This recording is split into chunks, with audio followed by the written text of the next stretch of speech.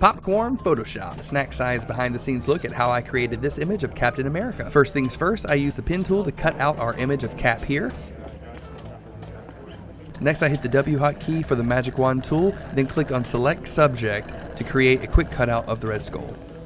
Then I resized him in the background appropriately. Next up, I used a royalty-free stock image from pixabay.com of the American flag to place in between Cap and Red Skull. Then I added an orangish-yellow radial gradient to the top right corner to create a solar flare. After that, I added some stock images I shot of a bonfire and changed the blending mode to screen to make them transparent. To color grade Captain America and to blend him with the background, I used an adjustment layer selective color to do my color grading. I also painted an orange highlight on the outer edge of Captain America and set that layer to color dodge. Then proceeded to dodge and burn the whole image using 2 curved layers, added some color lookups, used a plugin called Oniric to create some really cool glow effects, did a few other minor things, and there we have our final image. I know that was a little bite-sized snack portion, but hey, that's why it's called Popcorn Photoshop.